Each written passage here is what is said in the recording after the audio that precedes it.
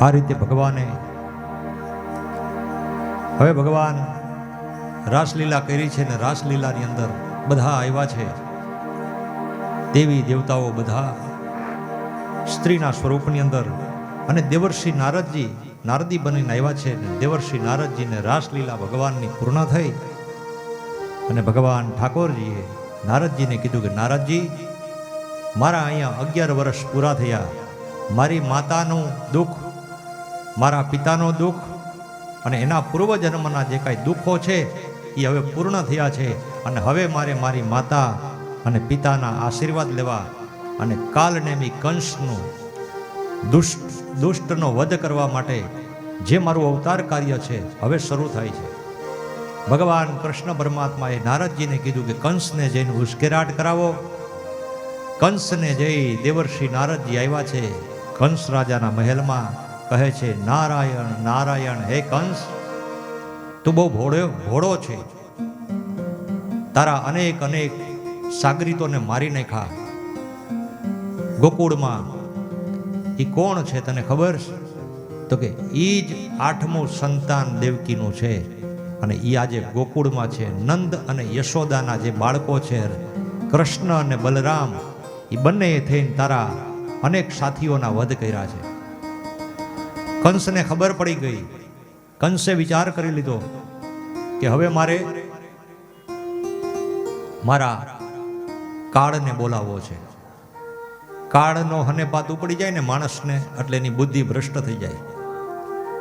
દેવકી અને વાસુદેવને બેડીઓમાં પુરાવી દો, કારાગૃહની અંદર પ્રવેશ કરાવી દો, આવું બધું કરવા માંડ્યો, અને રાત અને દિવસ એક જ રટણ માંડ્યો કરવા. કૃષ્ણ અને બલરામને બોલાવો, એને કાપી નાખો, એના કટકા કરી નાખો, એનો વધ કરી નાખો. કંસને બકવાસ ઉપડી ગયો દેવર્ષિ નારદજીના કહેવાથી. હવે કંસે નક્કી કર્યું કે હવે આના માટે શું કરવાનું? તો એના માટે કરવા માટે કે શું કરવું? તો કે અહીંયા બોલાવો બધા એના સાથીદારોએ, એની ભેગા બેસનારાઓએ. એને એમ કીધું કે તમે ભગવાન કૃષ્ણને અને બલરામજીને જો અહીં બોલાવશો તો અમે તમારા મલો છીએ, ચાણૂર અને મુષ્ટિક. મલ યુદ્ધની અંદર અમે એને લઈ અને અમે એનું કચડ ગાંડ કાઢી નાખશું. કંસે વિચાર કર્યો કે એના માટે શું કરવું? તો કૃષ્ણ અને રામ અહીંયા આવે નહીં તો એને બોલાવવા માટે શું કરવું? ત્યારે ધનુર યજ્ઞનું આયોજન કર્યું. પુરોહિતોને બોલાવ્યા. પુરોહિતોએ કીધું કે તમારા શત્રુનો જો વિનાશ કરવો હોય તો ધનુર યજ્ઞ કરવો પડે. એ યજ્ઞ 5 દિવસનો હોય. 5 દિવસના યજ્ઞની અંદર જો ધનુષ્યનો ભંગ કોઈ ન કરી શકે તો તમારા શત્રુનો વિનાશ થાય, પણ જો ધનુષ્યનો ભંગ થાય તો યજમાનનો વિનાશ થાય. કંસે વિચાર કર્યો યુક્તિ દ્વારા કે ત્યાં મોકલવો કોને? ભરોસા પાત્ર કોણ? તો કે ભરોસા પાત્ર એક જ છે, અક્રૂરજી. અક્રૂરજીને બોલાવ્યા. કંસે કીધું કે નંદ બાબાના આંગણામાં 2 બાળકો છે, એકનું નામ છે કૃષ્ણ અને એકનું નામ છે બલરામ. આ બંને બાળકોને અહીંયાથી મારા યજ્ઞની અંદર લઈ આવો. અક્રૂરજી વિચારે છે કે અત્યાર સુધી તો મેં ભગવાનની વાતો સાંભળી છે, આજ મારું જીવન ધન્ય થયું કે ભગવાનને તેડવા મારે જવાનું છે. કંસે પોતાનો સુવર્ણનો રથ આપ્યો છે અક્રૂરજીને, અને અક્રૂરજીને કીધું કે રામ અને કૃષ્ણને આ રથમાં બેસાડીને લઈ આવજે. સવારના પોરમાં રથ શરૂ થયો અક્રૂરજીનો. હવે ગોકુળ અને મથુરાને બહુ અંતર નથી, પણ સવારના નીકળ્યા, સાંજ પડી ગઈ અક્રૂરજીને. અક્રૂરજીએ ભગવાનના ચરણ ચિહ્નોને જોયા કે અહીંયાથી તો મારો પ્રભુ હાલીને જાય છે, તો હું રથમાં બેસીને જાઉં એ શોભે નહીં. અક્રૂરજી હાલીને જાય છે, પાગલની જેમ. કોઈ અવધૂત વેશની અંદર કોઈ પાગલ નીકળો હોય એવી રીતે અક્રૂરજી મને કૃષ્ણ શું કહેશે એવો વિચાર કરે છે કે હું તો વસુદેવનો મિત્ર છું, એટલે વસુદેવનો પિતરાય ભાઈ કહેવાવ, અને ભાઈ કહેવાવ એટલે કૃષ્ણ મને કાકા કહેશે, અને કાકા કહેશે એટલે મારું જીવન સફળ થઈ જશે. ભગવાન જેને પોતાના માને ને એનું જીવન સફળ થઈ જાય છે. અક્રૂરજી હાલતા જાય, થોડીક વાર બેસી જાય, એમ કરતાં કરતાં સાંજ પડી નંદ બાબાના આંગણામાં પ્રવેશ કર્યો અક્રૂરજીએ. સામી ગૌશાળા જોઈ. ગૌશાળાની અંદર ભગવાન ઠાકોરજી ગાયોની સેવા કરતા હતા. ભગવાન કૃષ્ણ ભગવાન એમ કહે છે કે હું ગાયોની સેવા કરું છું. કંઠી બાંધવાથી ભગવાન વૈષ્ણવ ન કહેવાય. આપણે ખાલી કંઠી બાંધી લઈને એનાથી વૈષ્ણવતા નથી આવતી, પણ ગાયોની સેવા કરવાથી વૈષ્ણવતા આવે છે. આ ભગવાન કૃષ્ણ ભગવાને પોતાની ગાયોની સેવા કરી છે. ગાયોની સેવા કરે છે એમાં અક્રૂરજી પહોંચ્યા. અક્રૂરજી ભગવાનના પગની અંદર પડી ગયા છે. એટલે ભગવાને કીધું કે ઊભા થાવ. અક્રૂરજીએ વિચાર કર્યો કે ઊભો થવાનું કેત નથી થવું, કાકા કેતો જ થવું છે. ભગવાન તાત્કાલિક કોઈને સગા બનાવી નથી લેતા, સગા બનાવે એટલે એની જવાબદારી આવી જાય. એટલે ભગવાન કહે છે ઊભા થાવ. કોણ છો તમે? ઊભા થાવ. અક્રૂરજી ઊભા જ નથી થતા. પછી ભગવાને કીધું કે કાકા ઊભા થાવ. કાકા ઊભા થયા. કાકા ભગવાનને વંદન કર્યા. અક્રૂરજી કહે છે કે મારું જીવન હવે કૃતાર્થ થઈ ગયું, મને કાકો કીધો. ભગવાને નંદાલયની અંદર ગયા. યશોદાજીએ આદર સત્કાર કર્યો. યમુનાજીમાં અક્રૂરજીએ સ્નાનવિધિ કરી. સ્નાનવિધિ કરી અને બેઠા. એટલામાં નંદજી આવ્યા. નંદજી આવીને કહે છે અરે અક્રૂરજી, આપણે ઘણા ટાઈમે ભેગા થયા, ત્યાં મથુરામાં તો મળીએ છીએ. એવી બધી પોતપોતાની સુખ દુઃખની વાતો કરી. પછી આવવાનું કારણ પૂછ્યું કે અક્રૂરજી તમારું આવવાનું કારણ? તો કે કંસ રાજા મોટો યજ્ઞ કરે છે, 5 દિવસનો ધનુર યજ્ઞ. અને એ યજ્ઞની અંદર આજુબાજુના ગામડામાં જે કોઈ લોકો એને કર આપે છે ને એ બધાને ધુવાડા બંધ રાખ્યું છે. અને એમાંય તમે નંદજી એના સેવક છો. કંસને ભેટ અને સોગાદો આપો છો ને, એટલે કંસ રાજાએ નક્કી કર્યું છે કે નંદ અને યશોદાના જે 2 બાળકો છે ને, રામ અને કૃષ્ણ, એને તેડી આવો અને આ મારો સુવર્ણનો રથ લઈ જાઓ. નંદજી ભોળા છે. એ કે કોઈ રાજાએ કેવી મારી તાકેદારી રાખીને મને કેટલો યાદ કર્યો. કંસને હું કર દેવા જાઉં છું ને, એને ખબર છે કે ઘણા વર્ષે મારે ત્યાં દીકરાનો જન્મ થયો છે, એટલે મારા દીકરા માટે પોતાનો સોનાનો રથ મોકલો છે. નંદજી તો આનંદમાં આવી ગયા. આ બાજુ યશોદાજીને ખબર પડી. યશોદાજી કહે છે કે તમારે જવું હોય તો જાજો, બાકી કનૈયાને કોઈ લઈ ન જતા. નંદ બાબા કહે છે અરે ફરવા જવાનું છે શહેરમાં. આ ગામડામાં કેટલોક ટાઈમ રહે? આ ગામડામાં રહે, ગાયું ચારશે, ગોવાળો આયરે બાજશે અને જીનતી રમતું કરશે. શહેરમાં જાય તો એને મગજ હાલશે. આ ગામડામાં રહીએ છે, બીજું કંઈ ખબર નથી પડતી. એટલે એને શહેરમાં આપણે ઈ બાને કે યજ્ઞમાં જાવું, ત્યાં મેળો ભરાણો હોય છે, આ કનૈયો બધાય આપણા ગોપ બાળકો બધાય ફરશે, હરશે અને આનંદ કરીને 5 દિવસમાં પાછા આવી જાવું. યશોદા યશોદા કે નહીં. નંદજીના કહેવાથી ના ન પાડી શક્યા, પણ રાત આખી જાગવા લાગ્યા, સૂતા નથી. કે સવારે મારો કનૈયો જવાનો છે. ભગવાનનો વિયોગ કોઈ સહન કરી શકતું નથી. માં કેવી રીતે પોતાના દીકરાનો વિયોગ સહન કરી શકે? માં જનેતા એક એવી વ્યક્તિ છે કે જીવનમાં દીકરો કદાચ ગમે એવો હોય છે ને, એને હેરાન કરતો હોય છે, પરેશાન કરતો હોય છે, પણ એ દીકરાની માં દીકરાનો કોઈ દી અહિત નહીં વિચારે. આજ માં યશોદા પોતાના લાલાને યાદ કરીને રડે છે કે મારો લાલો મારાથી દૂર જવાનો છે. વિયોગ સહન ન કરી શકી માં. રાતે જાગે છે. કનૈયાને ખબર પડી કે માં જાગે છે. પૂછે છે કે માં શું કામ જાગે છે? કનૈયા તું કાલ જવાનો છે ને? અરે માં હું જવાનો છું, પણ પાછો આવવાનો છું. ખાલી એટલા શબ્દ કીધા, પાછો આવવાનો છું, પણ ક્યારે આવવાનો એ ભગવાને ન કીધું કે પાછો હું આવીશ. માં માને વિશ્વાસ હતો પોતાના કનૈયા ઉપર કે મારો કનૈયો બોલે એ સાચું.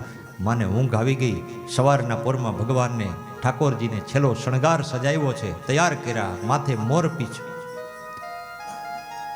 અને આજુબાજુમાં બધાને ખબર પડી ગઈ કે કનૈયો જાય છે મથુરા. વિયોગમાં બધી ગોપીઓ આવી નંદાલયના આંગણાને ફરતી કોર બધાય ઘેરાઈ ગયા છે ને બધાય કેવા લાગ્યા કે કાનાને લઈને જાશો બસ. હે ક્રૂડ, તું તો અમને ક્રૂડ જેવો લાગે છે. તું અમારા કનૈયાને નહીં પણ અમારા ખોરિયામાંથી જીવ લેવા માટે આવ્યો છે. આવી ગોપીઓ પોતાના દુઃખની વેદના કરે છે. સવારના પોરમાં માતાને આશીર્વાદ લઈ અને પિતાજીના આશીર્વાદ લઈ અને રથની અંદર બિરાજમાન ભગવાન થાય છે. આગળ ગોપીઓ રથની આડી ઊભી રહી જાય છે. એ કે તમારે અક્રૂરજી જો રથ જ હલાવવો હોય ને તો અમારી માથે ત્યાં ઘોડાના ડાબલા અને આના ટાયર હલાવી નીકળો. અમારા શરીરમાં પ્રાણ તો તમે લઈને જાઓ છો, આ શરીરના ખોખા છે ખાલી.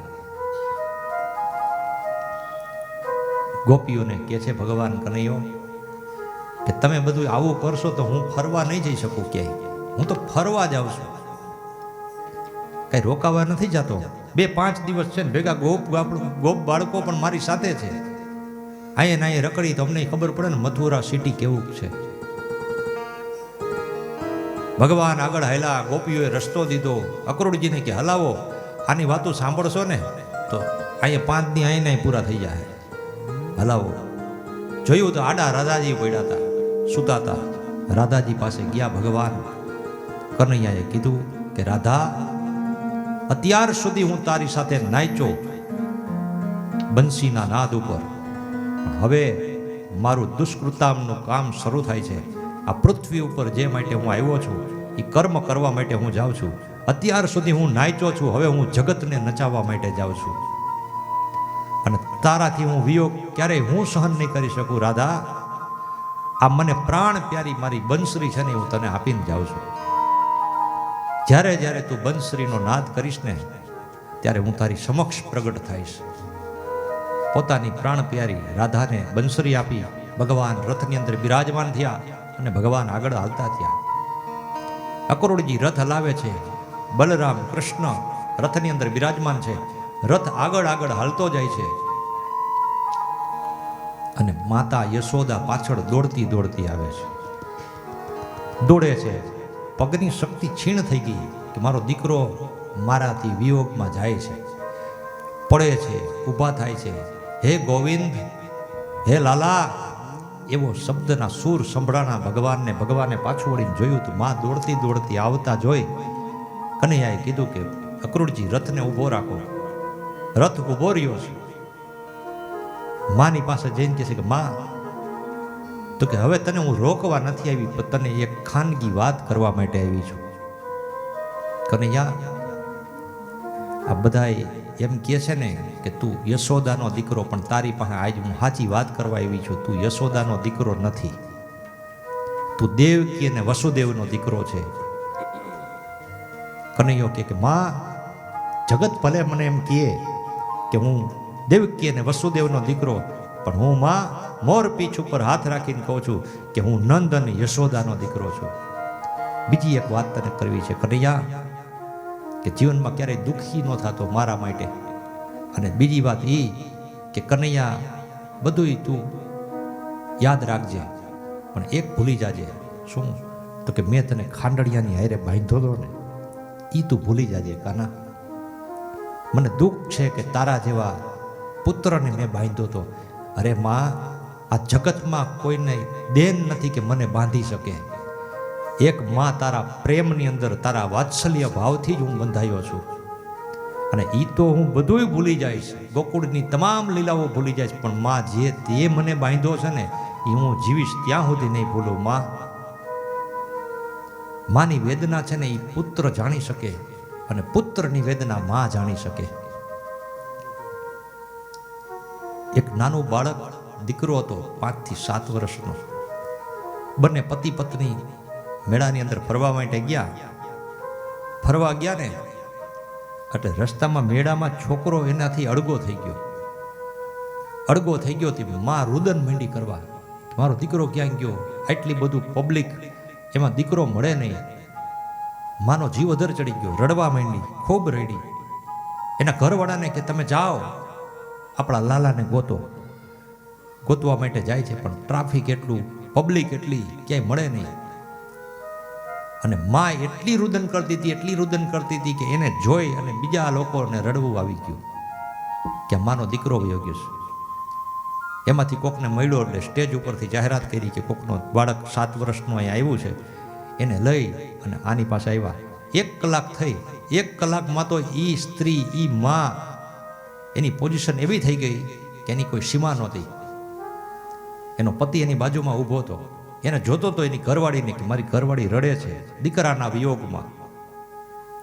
દીકરાની વેદના તો માને હોય. એ રડતી માને જોઈ અને આજુબાજુમાં બીજા માણસો ઊભા હતા ને, એ બધાએ એમ કીધું કે આ તમારો દીકરો આવી ગયો છે. દીકરાને ખોડામાં લઈ અને વાલ માંડી કરવા માં, અને એ વાલ કરતી હતી ને એમાં બધાએ પૂછ્યું કે ભાઈ આ દીકરો આ બેનનો છે, તમને શું થાય? એ ભાઈએ એમ કીધું કે એ દીકરો છે ને મારોય દીકરો છે, આ એની માં છે. તો કે એ આટલી રડતી હતી, તમને કેમ રડવું નથી આવ્યું? એ કે મને રડવું એટલા માટે નથી આવ્યું કે મારો 7 વર્ષનો દીકરો 1 કલાક પૂરતો વયો ગયો. આ એની માં છે, એ કેવી આક્રંદ માંડી હતી કરવા, કેટલી રડતી હતી. મને આ યાદ નહોતું આવતું, મને મારી માં જનેતા યાદ આવતી હતી કે હું 7 વર્ષથી આની ભેગો વયો આવ્યો છું, મારી માને રોતી મૂકીને. આજ 1 કલાક અમારું બાળક વયો ગયું તો આ રડતી હતી, તો આજ મારી માની હું પોઝિશન છે ત્યાં. આજ એને હિસાબે કે આજ મને દુઃખ થાય છે. એની ઘરવાળીને કીધું કે તું તારા એક દીકરા માટે આટલું રડતી હતી 1 કલાક પૂરતી, આજ 7 વર્ષ ત્યાં તે મને કીધું છે કે માનું મોઢું જોવા ન જાતો, ભેગો ન રહેતો, જુદો થઈ જાજે, આવું કરીને જો તું મને લઈ આવી હોય તો હવે તારે જો મારી ભેગું રહેવું હોય તો ભલે, ન રહેવું હોય તો કાંઈ નહીં, હું મારી માની પાસે જ આવું છું. આ માની વેદના છે. જગતની અંદર આશીર્વાદ જોતા હોય ને તો માં જનેતાના લેજો, પોતાના પિતાના લેજો, સદગુરુના લેજો. બસ આજે માં ડુંગરામાં બેઠી હોય ત્યાં ધજાવું ચડાવવા જાય, હાડલો ન લઈ દીધો હોય ને ડુંગરમાં જઈને ધજાવું ચડાવવાનો તો ધિકાર છે એ ધજા ઉપર. પેલા શરૂઆત પૂજા મા બાપથી કરજો ને પછી જ્યાં આવે ત્યાં ચુંદડીયું ચડાવવા જાજો. પેલા ઘરના મા બાપને સુખી કરશો ને તો જ તમારે કોઈ કર્મ કરવાનો અધિકાર છે, બાકી અધિકાર નથી. એ ભગવાન એમ કે છે કે પોતાની મા બાપની સેવા પોતે કરી છે. પ્રગતિ એવી કરો કે મા બાપની સેવા કરો. આજ કનૈયો માને પૂછે છે કે માં, હું તારા ઋણમાંથી ક્યારેય મુક્ત નથી થવાનો, અને તું આ વાત મને કરશ એમાંથી હું મુક્ત થઈશ નહીં થાવ માં. હવે બેટા તને આશીર્વાદ દઉં છું કે તું જ્યાં રહે ને ત્યાં સુખીથી રહેજે. બસ આશીર્વાદ લઈ અને ભગવાને રથ આગળ હલાવ્યો છે. આગળ હલાવ્યો. અક્રૂરજીને અંદરથી ચિંતા માંડી થવા કે હું અહીંયા આને લઈ જાઉં છું, એને ખબર નથી પણ એને મારવા માટે લઈ જાઉં છું, એ મને દોષ લાગશે. ભગવાને અંદર પ્રતિબિંબ જાહેર કર્યું. યમુનાજીમાં સ્નાન કરવા માટે અક્રૂરજી ગયા, નદીમાં ડૂબકી મારીને ત્યાં તો રામ અને કૃષ્ણ એને અંદર દેખાણા. ઉપર જોયું ત્યાં રથમાં બિરાજેલા દેખા. જોયા પછી ખબર પડી ગઈ કે પ્રભુ જ મારી ભેગા છે, અને પ્રભુ હવે આ કાલનેમી કંસનો વધ કરવા માટે આવે છે. રથ આગળ હાલ્યો. આગળ હાલતા હાલતા બરોબર મથુરા આવ્યું. મથુરાનો બારોબારનો બગીચો હતો. એટલે કનૈયાએ કીધું, રથમાંથી ઉતરી ગયા કે અક્રૂરજી હવે તમે રથ લઈને જાઓ, અમે અહીંયા વિશ્રામ કરશું, આરામ કરશું. ભગવાને આરામ કર્યો. આરામ કર્યો એટલે નંદ બાબાને કે બાબા તમે અહીંયા આરામ કરો, અમે ગામમાં આટો મારતા આવી. કોઈ દી સિટી જોયું નથી, આજે અમે સિટીમાં જાય શહેરમાં એટલે બધું જોઈ આવીએ. એટલે કનૈયો આગળ ને પાછળ ગોવાળો, આગળ ગોવાળો પાછળ ગોવાળો, કનૈયો ને બલરામજી આગળ હાલે છે અને બધા બોલે છે પાછળથી, બોલે કનૈયાલાલ કી જય, કૃષ્ણ કનૈયાલાલ કી જય. આવો જય જયકાર થવા લાગ્યો. અને મથુરાની નગરીમાં આના સમાચાર તો સાંભળાતા કે ગોકુળમાં હું ઉત્પાત મચાવે છે. હવે અહીંયા ખબર પડી ગઈ કે ઈ આવી ગયા છે. એટલે બધી બૈરાઓ બારી ખોલી ખોલીને જોવા લાગી કે કેવો કનૈયો છે, કેવો કનૈયો છે. એટલે ભગવાન તો આગળ હાલતા રહ્યા ને, એમાં રસ્તામાં પેલા વેલો એને મળ્યો ધોબી. કપડાં લઈને ભગવાનના જાતો હતો, કંસ રાજાના કપડાં લઈ અને જાતો હતો. એમાં ભગવાને કીધું, એ ભાઈ આ પોટલામાં શું છે? એટલે ઓલા ભાઈ કે આમાં તો રાજા મહારાજાઓના કપડાં છે, તમે તો શું પણ તમારા બાપ દાદાઓએ ન જોયા હોય. એવું બોલ્યો એટલે બલરામજી કે ભાઈ આને ઓળખો છો, આ કોણ છે? તો કે નહીં. એ કે આગલા જન્મમાં આપણે બે તો હતા જ ને? તો કે હા. એમાં માતા સીતાને મારે મૂકવા જવા પડ્યા હતા ને, એ આને હિસાબે. આ ગયા જન્મમાં આપણને હકે નથી રહેવા દીધા ને અટાણે પાછો બક કરે છે, તો હવે એને કંઈક કરો, નકર કે હું હમણાં રેડી કરી દઈશ. ઓલી વખતે તો તમે મોટા હતા એટલે મેં જાતું કર્યું ને આ વખતે હું મોટો છું, આ જ વખતે જાતું નહીં કરું. ભગવાન કૃષ્ણ ભગવાને એક તમાચો માર્યો, રામ રમાડી દીધા. પોટલું ખોલ્યું, પોટલામાંથી કપડાં કાઢ્યા. કપડાં કાઢીને ભગવાન જેને આપે ને એના માપના થઈ જાય. અને બધાએ કપડાં સરસ મજાના પહેરી લીધા. એ કે કનૈયા આપણે તો હવે રાજકુમાર જેવા લાગવા લાગ્યા, અને તું તો કનૈયા અમારાથી ની વિશેષ રાજકુમાર જેવો લાગે છે. તું તો જાણે મથુરાનો રાજા હોય એવું લાગે છે. કનૈયો કે હા. આગળ ગયા ભગવાન એટલે બધા જય જયકાર કરે, બોલે કૃષ્ણ કનૈયા લાલ કી જય. શ્રીદામા નામનો માળી મળ્યો, ફૂલની માળા લઈને જતો હતો. એને જોયા ભગવાનને, એને નામ સાંભળ્યું હતું. એ કે આની આરે તો સંબંધ ધરાવી લેવાય, કે આની આરે બગાડાય નહીં, એમ કરીને ફૂલની માળા પહેરાવી ગયો આવીને. શ્રીદામા માળી એને ફૂલની માળા પહેરાવી. એટલે બધા એને કનૈયાએ પૂછ્યું કે કનૈયો કે હે મિત્રો મધુમંગલ, હું કેવો લાગુ છું માળા પહેરું? અરે કાના, તું તો મોટો મહારાજા જેવો લાગસ. હવે કઈ ઘટતું નથી. ભગવાન આગળ ગયા એટલે એમાં ત્રણેય અંગે વાકી કુબજા મળી. અને કુબજા ચંદન લઈને જાતી હતી, ચંદન ઘસી અને ચંદન ભેગું કરીને લઈને જાતી હતી. અને ભગવાન કુબજાને જોઈ અને કુબજાએ આવી અને ભગવાનને ચંદન કર્યું. કનૈયાએ પૂછ્યું કેવો લાગો છું? અરે કનૈયા, હવે તો સાક્ષાત તું નારાયણ જેવો લાગસ. કનૈયા કે મને સુશોભિત કર્યો છે, હું આને સુશોભિત કરી દઉં. ત્રણેય અંગે વાકી હતી, એને પગ ઉપર પોતાનો પગ મૂકી અને બે હાથે કુબજાને ખેંચી અને કુબજા સીધી ને સરળ થઈ ગઈ.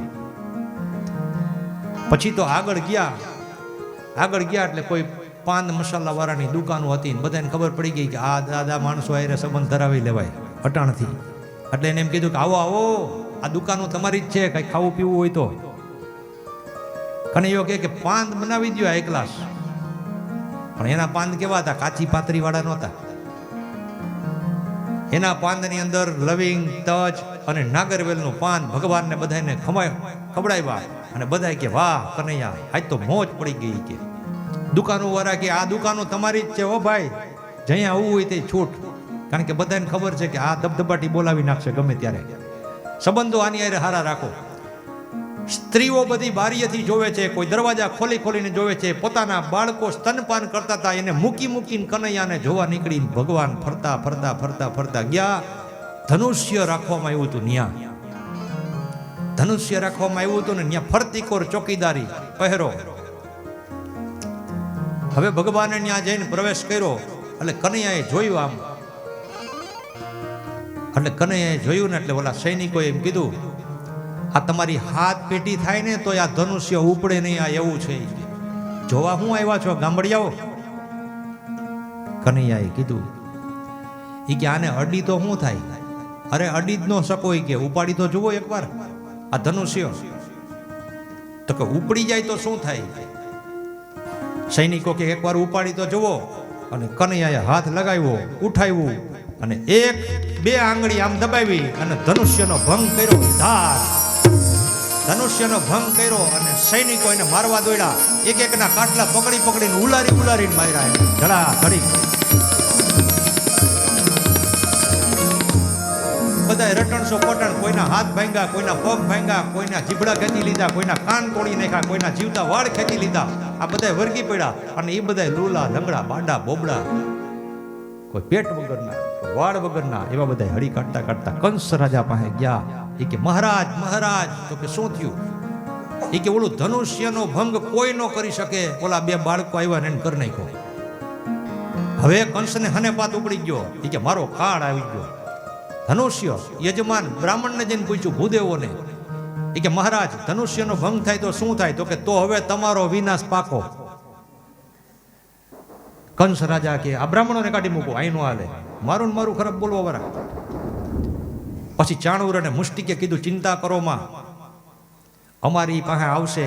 અને નગારા વાળાને કીધું, ઢોલ વાળાને કીધું કે કંસ રાજા એમ કીધું કે જ્યારે બે બાળકો આવી જાય ને ત્યારે તમે વગાડવાનું એવું ચાલુ કરજો ને કે એમાં મરી જાય ને તો સમજણ કોઈને પડવી જ ન જોઈએ કોણ કોને માર્યો. એટલે કે ઈ દેકારામાં બેયને મારી નાખજો. હવે આ બધું પર્યટન કરીને ભગવાન ગયા પાછા નંદ બાબા પાસે. નંદ બાબા પાસે ગયા અને નંદ બાબા કે અરે કનૈયા આ લુગડા. હવે કનૈયાએ કીધું કોઈને માયરા તોયડા ને એવી વાત ન કરી, પણ એને એમ કીધું કે બાબા અમે જાતા હતા ને તો કે રસ્તામાં એક વેપારી મળ્યા. એ વેપારી એમ કીધું કે તું કેનો દીકરો? નંદ બાબાનો. એટલે મેં કીધું હા. તો કે નંદ બાબા તો અમારા મિત્ર છે, લ્યો છોકરાઓ કપડાં પહેરી લ્યો. અમને કપડાં પહેરાવ્યા. નંદ બાબા ભોળા હતા, એના પરાક્રમની ખબર નથી. એ કે રસ્તામાં માળી મળ્યા, એને ફૂલહાર પહેરાવ્યા. એને એમ કીધું નંદ બાબાનો દીકરો છો, લે અમે તારું સ્વાગત કરી. કોઈ અમને તિલક કર્યું. નંદ બાબા કે આ યાદવો બધા મારા પરમ મિત્ર છે ને હું હાલતા અહીંયા આવું છું ને એટલે મારા દીકરાનો આદર સત્કાર કરે છે. નંદ બાબા રાજી થઈ ગયા અને પછી કહે છે કે હવે આપણે બધા જમી લઈ. ભગવાન જમવા બેઠા અને વાટકામાં દૂધ આવ્યું. દૂધ જોઈ અને એની માં ગંગી ગાય એને યાદ આવી. દૂધ પીતા બંધ થઈ ગયા અને ભગવાન જેવું બટકું મૂકવા જાય ત્યાં એને એની માં યશોદા યાદ આવી. થાળીમાં પાછું મૂકી દીધું. ભગવાને આજનો દિવસ ઉપવાસ કર્યો, મોઢામાં કાંઈ લીધું નહીં. સવારના સુપ્રભાતની અંદર ભગવાને કીધું કે હાલો બાબા હવે આપણે જોવા માટે જાય ધનુષ્ય યજ્ઞ જોવા માટે ગયા. અને ભગવાન આગળ હાલ્યા જાય છે, પાછળ ગોવાળો બોલે જાય છે કે કૃષ્ણ કનૈયા લાલ કી જય, કૃષ્ણ કનૈયા લાલ કી જય. જય જયકારનો ઘોષ એવો થયો ને એ ઘોષ માં સંભળાનો ક્યાં કંસ રાજા પાસે સંભળાનો. કંસ રાજાએ તેના સાથીદારો હતા કુવલિયા પીડ નામનો હાથી, એને રવાના કર્યો મદ મસ્ત સુરાપાન કરાવીને કે જા હાથીને કે એ સામે આવનારા બાળકને મારી નાખ, કચડી નાખ. પેલા વેલો એ કુવલિયા પીડ નામનો હાથી ભગવાનની સામે આવ્યો અને હાથીને જોઈ અને ભગવાન બલરામજી કહે છે કે ભાઈ આ કુવલિયા પીડ આવે છે, આનો રસ્તો તમારે કે મારે? તો કે આજ તો આપણે બે ભાઈઓ થઈને કાઢવાનો છે. બે ભાઈઓ એક હાથીનો એક પગ ઉઠાવ્યો અને બે ઘુમાવ્યા હાથીને અને ઘુમાવીને ઘા કર્યો, ધાર કુવલિયા પીડનો વધ કર્યો. અને પછી બલરામજી હાલતા થાય છે. ભગવાન કે નહીં, અત્યાર સુધીમાં હાથમાં મોરલી હતી, હવે અસ્ત્ર ને શસ્ત્ર ધારણ કરવાના છે. અને કુવલિયા પીડના હાથીના મોઢાના દાંત કાઢી અને લોહીનો ફુવારો ઉડ્યો. ભગવાનની આમ કપડા ઉપર લોહીની ધાર, હાથમાં હથિયાર. ભગવાને પ્રવેશ કર્યો અંદર યજ્ઞશાળામાં પ્રવેશ કર્યો. કંસ રાજાએ જોયા બેયને. અને ચાણૂર અને મુષ્ટિક નામના બે મલો હતા. એ કહેવા લાગ્યા કે એ બાળકો આવો અમારી સાથે કુસ્તી કરો. એટલે કે તમે તો મોટા મોટા પહેલવાન છો, અમે તો નાના નાના બાળકો છીએ, અમે તમારી સાથે કુસ્તી ન કરી શકીએ. એ કે કુસ્તીમાં જે જીતે ને તો રાજા એને ઇનામ આપે ને રાજા રાજી થાય. એ કે રાજાને રાજી કરવા એ પ્રજાનું કામ છે, પણ અમે તો નાના છીએ. ચાણૂર અને મુષ્ટિક કે નાના છે ને, મોટા મોટા રાક્ષસોને માર્યા છે તમે ગોકુળમાં. અત્યારે અમારા કુવલિયા પીડ હાથીને માર્યો ને અમારા સૈનિકોને કાલની તારીખમાં માર્યા છે, તમે એમ કહો નાના છીએ. એમ કરીને હાથ ઝાલી લીધો ચાણૂરે ભગવાન કૃષ્ણનો, મુષ્ટિકે ભગવાન બળરામજીનો અંદર ખેંચી લીધા. નંદ બાબા ચિંતામાં પડી ગયા. નંદ બાબા કે મારા છોકરા નાના છે, દરવાજો કરી દીધો બંધ. નંદ બાબા બાયણે મથુરા વાસી દરેક પ્રજાજનો બધાય જુએ છે. અને ચાણૂર ભગવાનને ઉઠાવ્યા, ભગવાનને નીચે પછાડ્યા. મુષ્ટિકે બળરામજીને ઉઠાવ્યા, નીચે પછાડ્યા. થોડીક વાર ભગવાન એની સાથે રમત કરી અને જોયું ને ત્યાં તો નંદ બાબા આંખ બંધ કરીને કીધું કે હે રોકડિયા હનુમાનજી મહારાજ, જો મેં તને તેલ ચડાવ્યું હોય, સિંદૂર લગાડ્યો હોય, તુલસીનું પાન ક્યારે ચડાવ્યું હોય, આકડાની માળા તને ચડાવી હોય તો હું 1.25 મણ લાડવા ઘરે આવીને કરીશ. મારા દીકરાની તું રક્ષા કરી. બલરામજીએ કૃષ્ણ ભગવાનને કીધું કે ભાઈ બાપુજી માનતા કરે ને માં લાડવા કરીને થાકી જાય. અહીંયા રમત કરીમાં હવે પૂરું કરી કે આનું કામ. અને ભગવાને જોયું પોતાના બાબા નંદ બાબાની સામે અને ચાણૂરને ઉઠાવ્યો અને કુદાવ્યો અને ઘુમાવ્યો અને નીચે પછાડ્યો. ધાર આ બાજુ મુષ્ટિકને ધાર બોલાવને કે સુરાતન માંડો ચડાવવા. કંસ રાજા કે વસુદેવને કાપી નાખો, નંદજીના કટકા કરી નાખો, આ બાળકોને મારી નાખો. અને કંસને બકવાસ ઉપડો, પાગલ જેવો થઈ ગયો. અને કૃષ્ણ ભગવાને સીધી છલાંગ લગાવી. ક્યાં? જ્યાં કંસ બિરાજમાન હતો ત્યાં પારી ઉપર ઊભો રહી, સિંહાસન માથે પગ દઈ અને ભગવાન કનૈયાએ કંસનો ચોટલો ઝાલ્યો. અને ચોટલો ઝાલી અને કહે છે કે હે કંસ, હે દુષ્ટ, હે પાપી, તું કહેતો હતો ને કે દેવકીનું 8મું સંતાન કયું? હું જ દેવકીનું 8મું સંતાન છું. હું જ કૃષ્ણ છું. તારા અસુરોનો વધ કરનારો હું જ કૃષ્ણ છું. હું જ નંદજીનો દીકરો.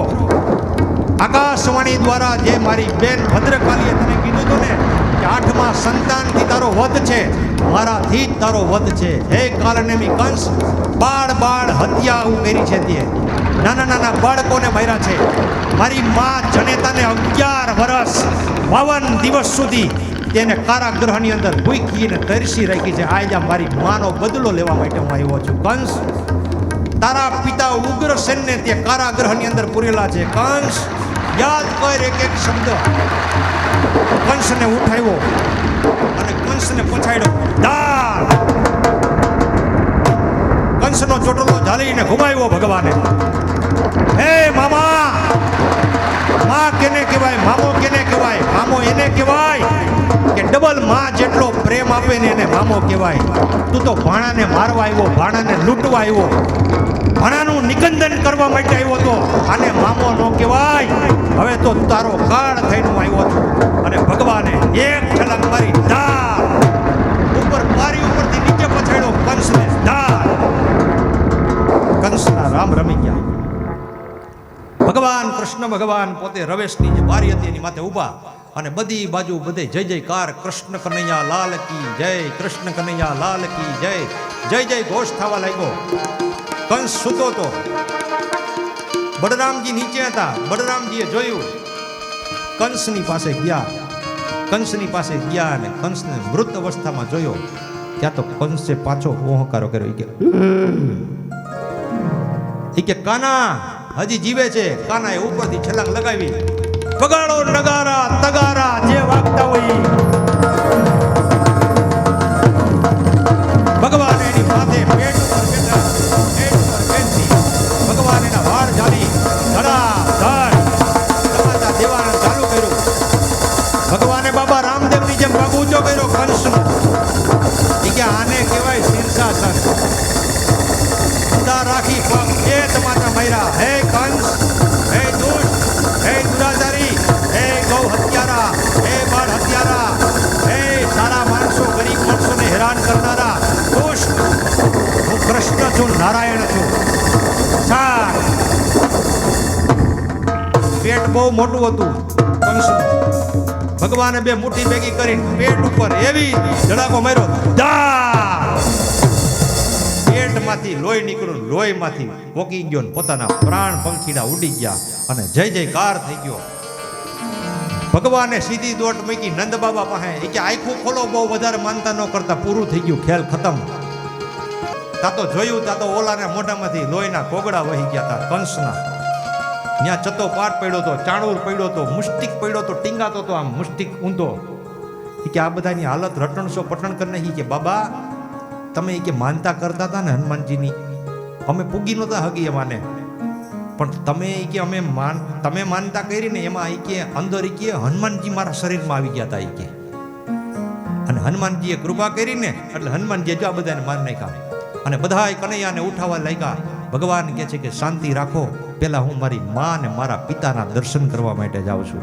કારાગૃહની અંદર જઈ તાળાઓ ખોલાવ્યા અને ભગવાને એની જે બેડીયું પહેરી હતી ને પોતાના દાંત વડે કાઢી છે.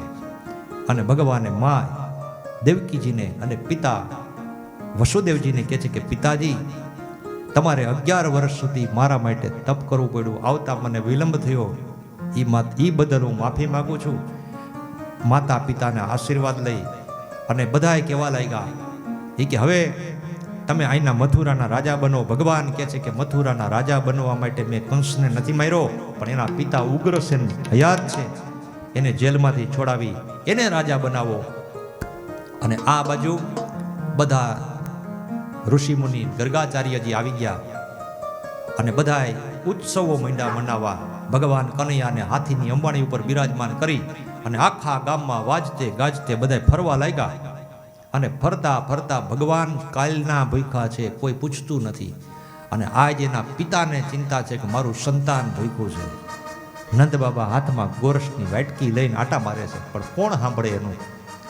ક્યાંય એનો દેખાવાનો વારો નથી આવતો. ફરતી કોર જ્યાં જોવે ત્યાં બધાય વ્રજવાસીઓ ફરતી કોર માણસ માણસ, બીજું કાંઈ નહીં. ભગવાન એક હાથીની અંબાણી ઉપર ઈન બળરામજી અને ભગવાન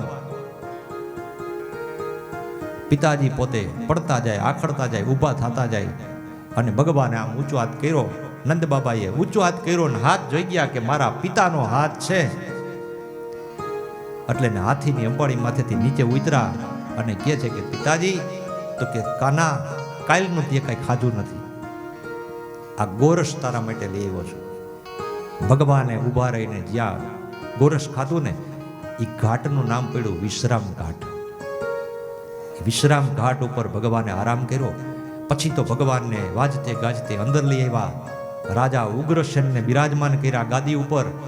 અને પછી વસુદેવ અને ગર્ગાચાર્યજી કહે છે કે નંદજી, આ કૃષ્ણ છે ને એ તમારો દીકરો નથી. આટલા શબ્દો પિતાજી સાંભળી અને એનું હૃદય કંપી ઉઠ્યું નંદ બાબાનું કે મારો દીકરો કેમ નથી આ? તો કે જ્યારે વસુદેવજીનો દીકરાનો જન્મ થયો હતો ને, એ દીકરો તમારે ઘરે મૂકી ગયા હતા અને તમારી ત્યાં દીકરી થઈ હતી, એ દીકરીને અહીંયા લઈ આવ્યા હતા. એને કંસે મારી નાખી અને આનો તમે પાલનહાર પિતા છો. કૃષ્ણ ભગવાને કીધું, પિતાજી, આ બધાય ભલે લોકો વાતું કરે, પણ હું તો નંદ અને યશોદાનો દીકરો છું. પણ પિતાજી, હવે હું અત્યારે તમારી ભેગો નહીં આવું. આવા બધા જરાસંઘ જેવા મોટા મોટા દૈત્યોને ખબર પડશે ને કે મેં કંસને માર્યો છે, તો એ બધા ચડાઈ કરવા ન્યા આવશે. એટલે થોડોક સમય પૂરતો હું અહીંયા રહીશ મારા માતા પિતા સાથે, અને દુષ્ટોનો સહાર કરી અને હું પરત ગોકુળમાં આવીશ. આમ કરી અને ભગવાન એને વિદાય આપે છે. નંદજી કહે છે કે કાંઈ વાંધો નહીં કનૈયા, તું અહીંયા રહેજે. ત્યાર પછી ભગવાન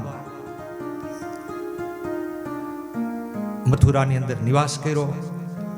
મથુરાની અંદર નિવાસ કર્યો એટલે ભગવાનને કહે છે કે હવે ભગવાનને જરૂર શું પડે? 11 વર્ષ થયા કે હવે ગુરુની જરૂર પડે. તો ગુરુ સાંદીપની ઋષિની અંદર આશ્રમની અંદર પોતે અભ્યાસ કરવા માટે જાય છે. અભ્યાસ કરવા જાય છે. ત્યાં સુપ્રસિદ્ધ બ્રાહ્મણ પોરબંદરથી આવેલ સુદામા, તેની સાથે મિત્રતા થાય છે. બંને સમિત પડો લેવા જાય, ગુરુની સેવા કરે. અનેક પ્રકારથી સેવા કરી 64 દિવસ સુધી ભગવાને ત્યાં વિદ્યા અભ્યાસ કર્યો. 60 દિવસમાં ભગવાને 64 પ્રકારની વિદ્યા પ્રાપ્તિ કરી. અને પછી ગુરુને ગુરુ દક્ષિણામાં કહે છે કે ગુરુજી, તમારી પાસેથી મેં કાંઈ જ્ઞાન લીધું છે, એ જ્ઞાન બદલ મારે તમને કાંઈક આપવું જોઈએ દક્ષિણામાં. ગુરુજી ના પાડે છે. પણ ગુરુ પત્ની કહે છે કે અમારો નાના હતા અને અમારો એક બાળક મૃત્યુ પામ્યો છે, એ બાળક પાણીમાં ડૂબી ગયો છે, એ બાળકને લઈ આવી આપો, એ જ તમારી ગુરુ દક્ષિણા છે. ભગવાને જલની અંદર પ્રવેશ કર્યો. ત્યાં પંચજન્ય નામનો એક દૈત્ય મળ્યો, એનો વધ કર્યો. એના પેટને ખોલવાથી એમાંથી 5જન્ય નામનો શંખ નીકળ્યો.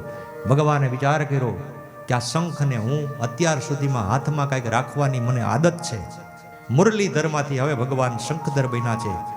યમરાજા પાસે જાય છે કે મારા ગુરુના પુત્રને પાછો લાવો. યમરાજા એના પુત્રને પાછો આપે છે. ત્યાંથી લઈ આવી અને ગુરુ દક્ષિણામાં પોતે પોતાના પુત્રને પાછો આપે છે ગુરુજીને. ગુરુજી આશીર્વાદ આપે છે અને ગુરુ પત્ની પણ આશીર્વાદ આપે છે કે અનેક પ્રકારની સિદ્ધિ તમારા જીવનમાં રહેશે. લક્ષ્મી તમારા ચરણોમાં, સરસ્વતી તમારા મુખમાં અને કીર્તિ તમારા લલાટમાં, ચારેય દિશામાં તમારો જય જયકાર થશે. એવા આશીર્વાદ આપી ગુરુ આશીર્વાદ લઈ અને ભગવાન પરત મથુરાના મહેલની અંદર આવે છે. મથુરાના મહેલની અંદર પધારી ભગવાન નિવાસ કરે છે. પણ ભગવાન અહીંયા આવ્યા ને એને ગમતું નથી ક્યાંય. અને અંબારી ખોલીને જોવે ગોકુળ તરફ. અગાસી ઉપરથી ઊભા હોય અને રડ્યા કરે. એમાં એક ઉદ્ધવજી નામના જ્ઞાની હતા.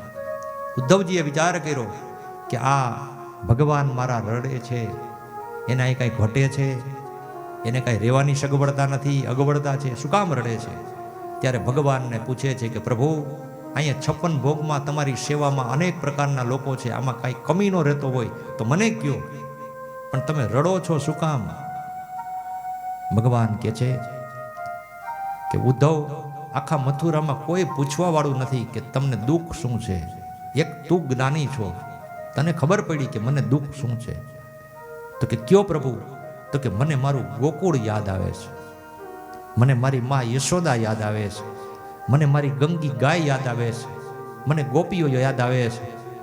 આ મને યાદ આવે છે ને એટલે મારે આ વૈભવ છે ને મને યાદ નથી રહેતો, ભૂલાઈ જાય છે. ભગવાને આવી યાદ કરી. ઉદ્ધવજી કહે છે કે નાના હતા ને તમે ગાયું ચરાવતા ને ગોવાળો ભેગા રખડતા ને, એ બધું ભૂલી જાઓ. એ નહીં ભૂલો ને તો આ વૈભવ તમને નહીં ગમે. ભગવાન કહે છે કે હું તો ભૂલી જવા તૈયાર છું, પણ એ લોકો જ્યાં સુધી મને નહીં ભૂલે ને ત્યાં સુધી મારા મનમાંથી નહીં ભૂલાય. ઉદ્ધવ, એક કામ મારા માટે કર, તું જઈ અને તું તો જ્ઞાની છો, તારું જ્ઞાન મારી ગોપીઓને આપ, મારી માતાને આપ, અને મને ન્યાના સમાચાર લઈ આવીને અહીંયા આપ. ઉદ્ધવજીને રવાના કરે છે. પોતાની વૈજયંતી માળા, પોતાના વસ્ત્ર, પોતાનો રથ, અને ભગવાન ઉદ્ધવજી બીજે દિવસે જાય છે. બીજે દિવસે જાય છે ઉદ્ધવજી, રસ્તામાં વિચાર કરે છે કે ભગવાન એવું બધું શું હોય છે, ત્યાં રૈડા કરે છે, અહીં કાંઈ ઘટતું નથી, 56 ભોગ દઈ છે એને, છતાંય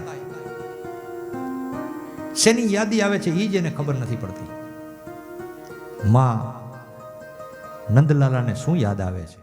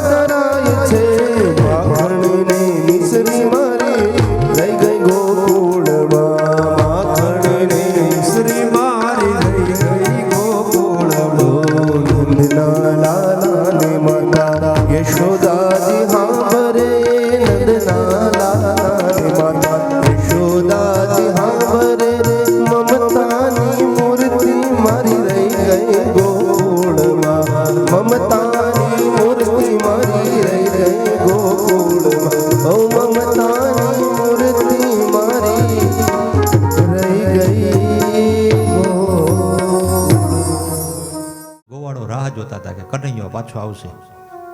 તા તો રથના ડાબલા, ઘોડાના ડાબલા અને રથનો અવાજ આવ્યો ને બધા બાળકો દોડ્યા, કનૈયો આવે છે, કનૈયો આવે છે. બાજુમાં આવ્યા તો કે કનૈયો તો નથી, કનૈયા જેવો કોઈક મૂવો આવ્યો છે.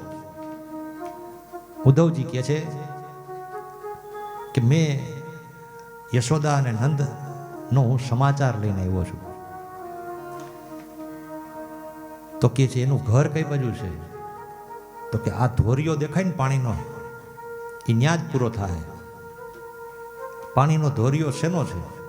તો કે એ માં યશોદા અને ભગવાન નંદજી જે આંખમાંથી પાણી વહે છે કનૈયો ગયો ત્યારથી, આ એની ધારાવાહી થઈને આ ગટર બની ગઈ છે. આ લાંબો ધોરિયો બન્યો છે આય સુધી, છેક મથુરા યમુનાજીમાં અડે.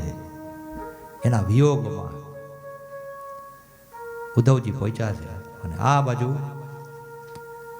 સવારના પોરમાં કાગડો બોલતો હતો આંગણામાં માં યશોદાના. અને માં યશોદાના આંગણામાં કાગડો બોલે ને કાગડાને કહે છે કે જો મારો કનૈયો આવવાનો હોય ને તો હું તારી ચાંચ સોનાની ઘડાવીશ. કાગડાની હારે માં યશોદા વાત કરતા કરતા ઢળી પડે છે સવારથી સાંજ સુધીની અંદર.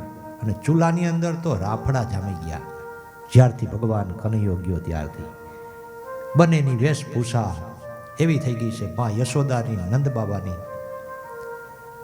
કોઈ ચિહ્ન દેખાતું નથી કે અહીંયા કનૈયો ક્યારેક રહેતો હતો. માથાના વાળ, મુખ ઉપર તેજ નથી, અને વયો વૃદ્ધ થઈ ગયા હોય એવી પોઝિશન બંને પતિ પત્નીની છે. બેભાન થઈને ઢળી પડે. થોડીક વાર થાય તો વાત કરતા કરતા કનૈયો આજ આવશે, કનૈયો કાલ આવશે, એમ કરી કરીને બંને વિયોગમાં પડી જાય છે. ઘોડાનો અવાજ આવ્યો. નંદજી બે બાકડા થયા છે કે કનૈયો આવતો લાગે છે. આપણા ગામમાં તો કોઈ ઘોડા ગાડી આવતી નથી, આ કનૈયો આપણો આવતો લાગે છે. દોડતા દોડતા બરોબર ઉદ્ધવજીને જોયા ને ત્યાં તો બેભાન થઈને પડી ગયા. જાણે શરીરની અંદર કોઈ શક્તિ ન હોય એવી સ્થિતિ ઉત્પન્ન થઈ ગઈ. ઉદ્ધવજી ઉઠી ઉપા કરી અને નંદજીને કહે છે કે હે નંદજી, હું તો તમારા કનૈયાનો સંદેશો લઈને આવ્યો છું. કનૈયો નામ કાનમાં પડ્યું ને જાણે મૃત અવસ્થાની અંદર પ્રાણ આવી ગયા હોય એમ નંદજી ઊભા થઈ ગયા છે. ક્યાં છે મારો કનૈયો? કનૈયાએ સમાચાર દીધા છે. એટલું સાંભળતા સાંભળતા એક બાજુ આમ આગળ જોયું ને ત્યાં તો ફળિયાની અંદર માં યશોદા પડી હતી. જાણે એક જીવતી લાશ પડી હોય એવી પોઝિશન હતી. યશોદાને જઈને નંદ બાબા કહે છે, હે ઊભી થા, કનૈયાનો દોસ્તાર આવ્યો છે, કનૈયાના સમાચાર લઈને આવ્યો છે. યશોદા મૈયા કહે છે કે એના સમાચાર સાંભળીને શું કરવું? જે આપણને સંભાળતો ન હોય એ તો મોટો રાજા બની ગયો છે, અને જો બની ગયો ન હોત ને તો આજ આપણી પાસે અહીંયા આવ્યો હોત. હવે એને આપણી જરૂર નથી, આપણે એની જરૂર છે. એને આપણી જરૂર નથી. આવું બંને માણસ વાત કરે છે. એ કે હું તમને જ્ઞાન દેવા આવ્યો છું. હવે આટલું જોયું ને, આવું દ્રશ્ય જોયું ને ત્યાં તો ઉદ્ધવજીનું જ્ઞાન ઓગળી ગયું. ઉદ્ધવજી કહે છે કે હું ગોપીઓને સંદેશો લઈને આવ્યો છું. સવારના પોરમાં ગોપીઓને કહેવા જાય છે ત્યાં તો ગોપીઓ સવારના 4 વાગ્યામાં દધી મંથન કરતા કરતા કનૈયાનું નામ સ્મરણ કરે છે. વિચારે છે ઉદ્ધવજી કે હું તો જ્ઞાની છું, પણ ભગવાન એને એટલા માટે મોકલો તો કે ખાલી જ્ઞાનની જરૂર નથી. કેવા જ્ઞાનની જરૂર છે? તો કે પ્રેમ રૂપી જ્ઞાન. તમારા હૃદયમાં જો પ્રેમ નહીં હોય કોઈ પ્રત્યે તો તમારું જ્ઞાન ધૂળ સમાન છે. તમને કોક પ્રત્યે પ્રેમ હોવો જરૂરી છે. આજ પ્રેમ લક્ષણા ભક્તિનું જ્ઞાન ગોપીઓએ કર્યું. આ બાજુ રાધાજીની મુલાકાત કરે છે ઉદ્ધવજી. રાધાજીને કહે છે કે હું કૃષ્ણનો સંદેશો લઈને આવ્યો છું. તો કે કેનો સંદેશો લઈને આવ્યા? જ્યાં અહીં હોય એના સંદેશા ન હોય. આ તમને દેખાતો નથી? કદમની ઝાડ ઉપર ઊભો રહીને મુરલી વગાડે છે, એ કનૈયો તમને નથી દેખાતો? જ્ઞાન ઓગરી ગયું. પ્રેમ લક્ષણા ભક્તિ પ્રાપ્ત કરી બીજે દિવસે ત્યાંથી રવાના થયા. ઉદ્ધવજી ફરીવાર ભગવાન ઠાકોરજીની પાસે આવ્યા અને ભગવાનને વિચારીને કહે છે કે ભગવાન, મેં તો આટલા દિવસ હું ત્યાં રોકાણો, એમાં મેં વિચાર્યું, મને એમ થયું કે તમે દયાના સાગર છો, પણ મને આજ ખબર પડી ગઈ તમારા જેવો કઠોર આ જગતમાં કોઈ નથી. આ લોકોનો વિયોગ તમે એટલો એને આપ્યો છે કે જીવતી લાશ બનાવી દીધી બધાને. ભગવાન કહે છે કે ઉદ્ધવજી, સાચું જ્ઞાન, સાચી ભક્તિ અને સાચો વૈરાગ્ય પ્રેમ લક્ષણા ભક્તિ છે. જીવનમાં કોકની સાથે પ્રેમથી રહેતા શીખો, પ્રેમથી બોલતા શીખો અને પ્રેમથી જીવતા શીખો. આ પ્રેમ લક્ષણા ભક્તિ જેના જીવનમાં નહીં હોય ને એની ભક્તિ ઉપર ધૂળ પડી છે. ભક્તિ ગમે એટલી કરશો પણ વર્તન તમારું જો તમારા જીવનમાં વિવેક નહીં હોય, કોઈ પ્રત્યે કરુણા નહીં હોય, કોઈ પ્રત્યે પ્રેમ નહીં હોય તો તમારું જીવન આખું વ્યર્થ છે. આવો ઉપદેશ આપી હવે કથાને આપણે વિરામ આપી બપોરે 2:30 વાગે આવી જાજો. 3 વાગે જાનને જે કાંઈ આયોજન કર્યું છે એ કરશે અને પછી આપણે થોડીક ભગવાનની કથા 20 મિનિટની કરી અને પછી લગ્નની વિધિ શરૂ થશે. એટલે એ 20 મિનિટનું જે સાંભળવાનું છે ને એ ક્યાંય સાંભળવું જ નહીં હોય તમે, એવું સાંભળવાનું છે. એટલે 2:30 વાગે આવજો. આજ જમીન છે ને ટોટીઓ વળીને પડ્યા ન રહેતા, ઊભા થઈ જાજો. આજ જાગના હે, ભાગના નહીં. અને જાગે ને એને જાદવ મળે, બાકી નહીં મળે. એટલે જાગ્રત રહેજો જો કનૈયાને જોવું હોય તો. હવે કથાને વિરામ આપીએ એ પહેલા